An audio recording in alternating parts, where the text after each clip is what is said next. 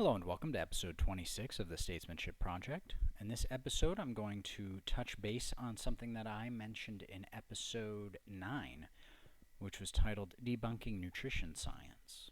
In order to understand this, we must understand the conventional narrative. The first idea is that food gives us energy, according to the conventional narrative. And they determine this by burning the food in a combustor and measuring how much heat it emits. And based on how many degrees it elevates water temperature, it determines how much energy the food has in it. If you apply this to your body, it does not equate. You do not burn food. You do not combust food. You do not have a combustion engine in your stomach. That's not how you process food. So the very idea that we get energy from food is nonsensical. So the conventional narrative when it comes to weight loss is that you eat food, and that food has energy units in it. And if you eat too much food, it gets stored on your body as fat. And that fat is just energy that you have stored up to use later, perhaps, because it was thought that during ancient times, man would have to eat in abundance at a certain point in time because there was a period of scarcity coming. So he would get fat and then lean out. And the reality is that that's not how it works at all. What is stored on your body is not excess energy.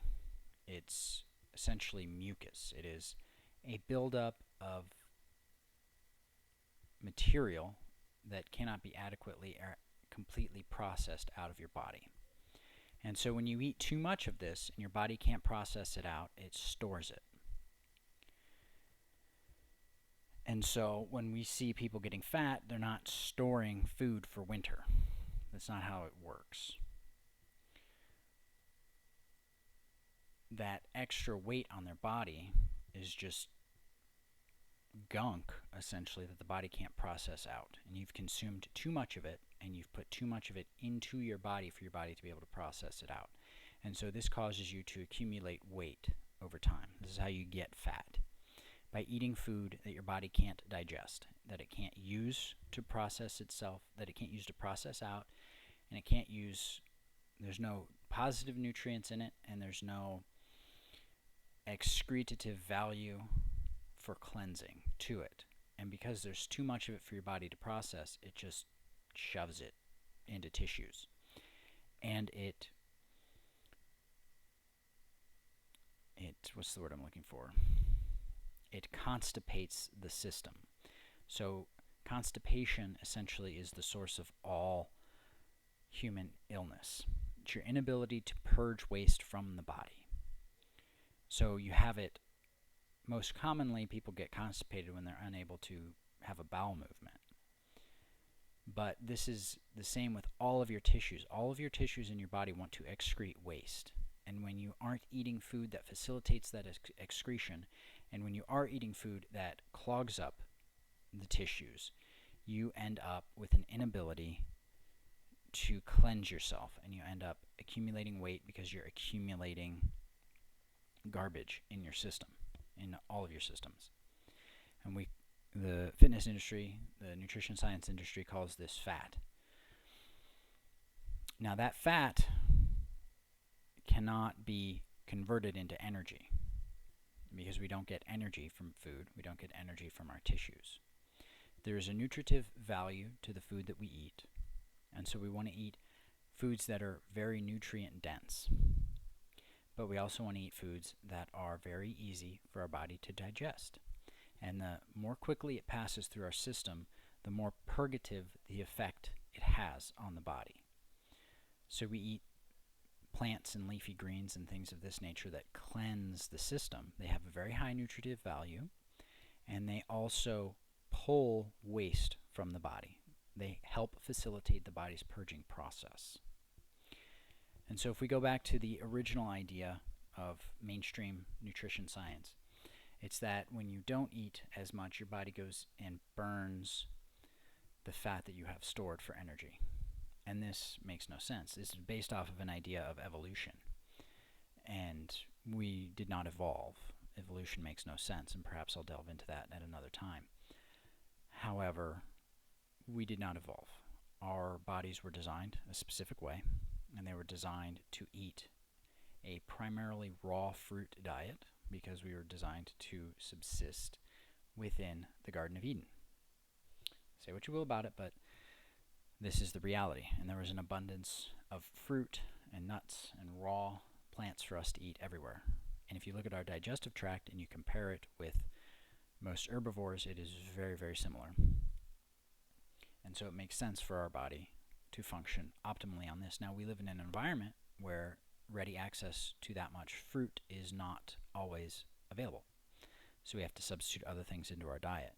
And when making these substitutions, we must be careful to pick the things that do not cause congestion within our tissues, that have a low mucosal value. And in doing this, we help the body process this food optimally. And when you process food optimally, your energy levels rise because there is not an obstruction. There's not an obstruction within the body in order to perform its energetic processes. Food supports the energetic process by helping us maintain a positive electric charge throughout the body so we can conduct electricity through the body, but it does not give us energy. What it does is it gives us nutrients, which help us maintain our electric balance. It helps us structure our water within our tissues, and it helps us purge waste.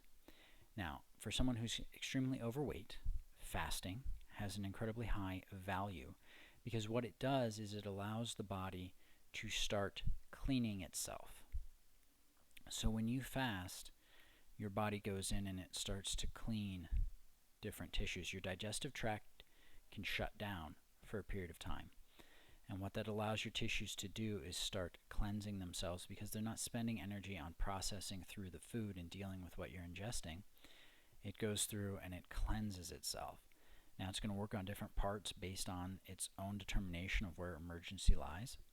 And this is why periodic fasting throughout the year is healthy, especially if you're overweight. You want to do this slowly at first, but even juice fasting or raw fruit fasting for a short period of time can be extremely beneficial, and then you can work yourself up into a water-only fast. And then if you want to go completely extreme, you do a nothing fast. No water, no nothing. That is extremely challenging, and I myself have never done it. However, fasting for 24 to 48 hours is something that I like to integrate periodically. We just got out of Lent, and for Lent, since I don't eat meat at all, my Friday consists of I stop eating at lunch, and then I have a 24-hour fast, typically until either lunch or dinner on Saturday. It just depends on what time I stop eating on Friday. And so it's a full 24 hours, and it feels great. It really does. And when you set the mindset up for fasting, I'm not going to eat anything. I'm only going to drink water. It becomes easier to be around food and other people who eat. You don't feel like you're missing or depriving yourself of anything because you've chosen consciously to do this fast. And that allows your body to go through and cleanse itself. And so this cleansing process allows for purification of the energetic process within the body. And I find that fasting in the skipping dinner and then skipping all food the following day until you've reached your end time for fast, so 24 hours or so. So you skip dinner and then you sleep most of the fast, and then you wake up and then you go throughout the rest of your day until you decide to break your fast, which is what breakfast is. You break your fast. It's just in America, certainly we have this idea that breakfast foods are like French toast and pancakes, which are absolutely delicious, but really aren't that excellent for you, especially the first thing you eat after a fast. So when you fast for an extended period of time, the most important thing you can do is eat the right foods after the fast. And you want to eat things that facilitate the purge. So leafy greens, very cruciferous greens, are going to help scrub out the system. And then foods with a high water content, like fruit, are going to be both nutrient dense and are going to have a lot of water to help rehydrate the system in a way that water doesn't. And so eating these things, especially immediately after a fast, are really good for you.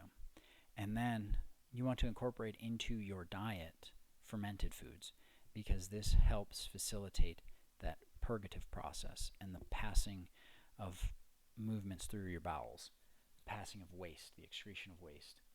Eating that food is incredibly helpful for that. I hope I haven't rambled too much. I hope I have given you something to think about. I hope this has been helpful. If you have any questions, feel free to leave them below. And until next time, have a good day.